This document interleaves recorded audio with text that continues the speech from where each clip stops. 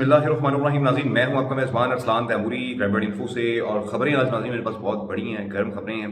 लाहौर में जो है वो पुलिस मुकाबले भी जारी हैं और डाकुओं को हाफ फ्राई करने का और फुल फ्राई करने का सिलसिला भी जारी है। दूसरी जानिब डॉल्फिन एहलकारों पर जो है वो फायरिंग की गई है। जिस शख्स ने फायरिंग की है उसकी तस्वीर आपके सामने आ रही है।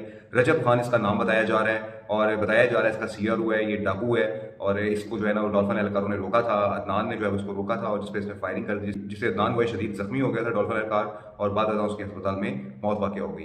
दूसरा साथी इसका जख्मी है और IGP पंजाब ने इस पर नोटिस लिया है और इस शख्स की जो है वो गिरफ्तारी के लिए पुलिस टीमें जो है वो गर्दिश में है। दूसरी जानिब गुज़िश्ता रोज़ भी जो है वो पुलिस मुकाबला किया है पुलिस ने, जिसमें 2 डाकुओं को जो है वो कॉर्डन ऑफ किया गया है। एक जो है वो लागो प्यारा हो गया है। गुज़िश्ता हफ्ते ऑपरेशन पुलिस की जानिब से 2 पुलिस मुकाबले मजीद किए गए हैं, जिसमें 2 डाकू जो है वो हाफ फ्राई हुए हैं, यानी कि उनकी टांगों पर फायर लगे हैं और जख्मी हैं।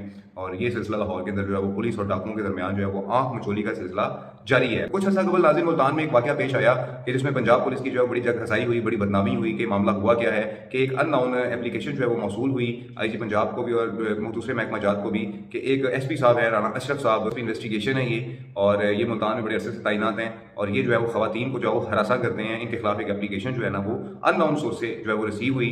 उस एप्लीकेशन के ऊपर बड़ा स्ट्रिक्ट एक्शन लिया गया, इन्वेस्टिगेशन की गई और बड़ी इन्वेस्टिगेशन के बाद जो है वो खोदा पहाड़ और निकला चूहा वाली बात हुई। हुआ ये कि वहाँ के एक इंस्पेक्टर है ताहिर रवान साहब मुल्तान के, और उनकी कोई खारबाजी, क्योंकि आपको पता है कि एक इलाके में जो ये दही इलाके हैं जो अपना हमारे पंजाब के, यहाँ पर पर्चा भी SHO देता है, तफ्तीश भी SHO करता है और ऑल इन ऑल होता है, इलाके का मालिक होता है। तो ताहिर रवान साहब भी जलालपुर पीर वाला जो है वो SHO लगे हुए थे और उस दौरान जो है इनका कोई मसला हुआ, कोई गड़बड़ हुई, SSP इन्वेस्टिगेशन ने कोई पर्चा खारिज कर दिया होगा इनका, कोई मामला उनके साथ हुआ होगा इनका, क्योंकि होता रहता है वहाँ पर। तो उन्होंने जो है वो अपना एक तरीके के साथ एक बंदे को डालकर FIR भी दर्ज हुई है उस पर, और बंदे को एक को डालकर तो उनके खिलाफ जो है ना एक झूठी जो है ये एप्लीकेशन जो है मुख्तलिफ इदारों में भिजवा दी राना अशरफ साहब के खिलाफ, और उस पर इंक्वायरी हो गई और एक बड़ा पैनिक क्रिएट माहौल कर दिया उन्होंने कि जनाब ये क्या हो गया है यार, यहाँ पर तो अपना खवातीन की इज्जत महफूज नहीं मुल्तान पुलिस में। और पंजाब पुलिस की एक दफ़ा ये बदनामी का जो है वो बाइस भी बना। लेकिन चूंकि पुलिस में जो है वो बड़े अच्छे और इन्वेस्टिगेटिव किस्म के लोग भी मौजूद हैं, उन्होंने सारे मामले को जब इन्वेस्टिगेशन की तो पता लगा कि इंस्पेक्टर ताहिर रवान साहब ने जो है ना शरारत की है, उन पर मुकदमा भी दर्ज हुआ है इंस्पेक्टर ताहिर रवान साहब के ऊपर, FIR भी आप लगी हुई देख रहे हैं। नाज़रीन, ड्रॉप सीन हुआ है मुल्तान के अंदर, खवातीन पुलिस एहलकारों को हरासगी का जो केस बन गया था, एक स्कैंडल बन गया था उसका, ये ड्रॉप सीन हुआ है कि उन्हीं के मुल्तान पुलिस के इंस्पेक्टर ने जो है ताहिर रवान साहब ने ये काम सारा दिखाया है और सिर्फ बदनाम करने की कोशिश की राना अशरफ साहब को, जो SSP इन्वेस्टिगेशन है वहाँ पर मुल्तान में, और ये सारा वाक़या नाज़रीन इसका ड्रॉप सीन हो चुका हुआ है। तीसरा नाज़रीन जो अफसोसनाक वाक़या पेश आया है वो वाक़या पेश आया है हमारे लाहौर के इलाका के अंदर, गुलशन रवि के इलाका में, कि जहाँ पर जो है वो एक पिज़्ज़ा शॉप है और वहाँ पर जो है कुछ पुलिस एहलकारों का जो है वो तशद्दुद सामने आया है, मारपीट सामने आई है, वीडियो सामने आई हैं। ये क्या मामला है, मेरा ख्याल इसकी इंक्वायरी चल रही है, तो इसकी इंक्वायरी मुकम्मल होती है उसके बाद मैं आपको इस मामले का बताऊंगा। ये वीडियोस आप जल्दी देख रहे हैं कि कैसा पिज़्ज़ा शॉप के ऊपर जो लोग रो रहे हैं, पीट रहे हैं और पिटाई भी हुई नजर आ रही है, बयान भी दे रहे हैं कि हमारी पिटाई की है पुलिस ने और क्या इशू है, इनका इल्जाम लगाया है इन्होंने पुलिस पे। तो ये भी जो है ना वो DIG इन्वेस्टिगेशन और DIG ऑपरेशन जो है इस मामले को देखेंगे कि ये क्या पुलिस एहलकारों ने वाकई आया यहाँ पर इस रेस्टोरेंट में जाकर जो है कोई बदमाशी की है, कोई फैंडी लगाई है, या ये इल्जाम लगाया जा रहा है पुलिस एहलकारों पर। एक नाज़रीन ये वाक़या हुआ है। चौथा नाज़रीन जो बड़ा वाक़या हुआ है कि फैसलाबाद के अंदर 3 अफराद को जो है वो फायरिंग करके मार दिया गया है और आतिफ नाम बताया जा रहा है इस शख्स जिसने कत्ल किया है 3 अफराद को। बड़ा वाक़या हुआ है, इस पर भी IG साहब ने नोटिस लिया है। ये क्या हुआ है, मामला कैसे हुए हैं, इसके ऊपर डिटेल में जो है ना ये 3 अफराद कैसे कत्ल हुए हैं, डिटेल में आपको मैं इसकी इलाके से स्टोरी जो है वो आपको मैं दूंगा। और फिलहाल ये 4 बड़े वाक़यात हुए हैं जो मैंने आपको रिपोर्ट किए हैं और मजीद जो है इसमें जो है ना वो कोई मजीद बड़े वाक़यात आते हैं वो भी मैं आपको रिपोर्ट करूँगा।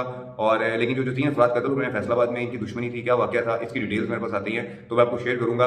दूसरा नाज़रीन आपसे जो चीज़ एक शेयर करनी थी वो ये करनी थी कि फराज गुजर के मामले में मेरी स्टोरी को मुतनाज़ा बनाया जा रहा है। जी मेरी स्टोरी मुतनाज़ा है, तो फराज गुजर के मामले में जो मैंने स्टोरी दी हुई है, हैदर मरासी के बारे में जो मैंने इन्फॉर्मेशन दी हुई है, उसकी बहनें कौन है, वो क्या करता है, फायर किसका लगा और वो जो है फराज गुजर कैसे कत्ल हुआ, तो मेरी स्टोरी बिल्कुल करेक्ट है, इसमें कोई चीज़ मुतनाज़ा नहीं है। खाम खाम लोग इसको मुतनाज़ा बनाना चाह रहे हैं, तो ऐसा कोई इशू नहीं है। जो मैं स्टोरी देता हूँ एविडेंस के बेस के ऊपर देता हूँ, FIR के बेस के ऊपर देता हूँ और मेरी स्टोरी 100% जो है वो करेक्ट है, कोई मुतनाज़ा नहीं है। मुतनाज़ा उनकी हो रही है कि जो मेरी स्टोरी को मुतनाज़ा बनाना चाह रहे थे, और मौक़िफ़ भी सामने आ गया है, फराज गुजर के जो अपना रिलेटिव है उनका भी मौक़िफ़ सामने आ गया है और पोस्टमार्टम रिपोर्ट भी सामने आ गई है, जिसमें वाज़ेह तौर पर क्लियर कट लिखा हुआ है कि फराज गुजर की जो मौत है वो फायर आर्म इंजरी के साथ हुई है, यानी कि गोली लगने की वजह से फराज गुजर की जो है वो मौत वाक़ हुई है। और उसके अंदर इनिशियल जो है पोस्टमार्टम रिपोर्ट और डिटेल पोस्टमार्टम रिपोर्ट ऐसा कुछ नहीं, फाइनल रिपोर्ट आ गई है जिसमें फायर आर्म इंजरी से फराज गुजर की जो है वो मौत वाक़ हुई है। और मेरे जितनी भी एविडेंस मैंने पेश की हैं, जो भी मैंने स्टोरी में जो भी कुछ कहा है अपनी, वो सारी चीज़ें करेक्ट साबित हुई हैं। टेलीफोन पर बात जो है वो फराज की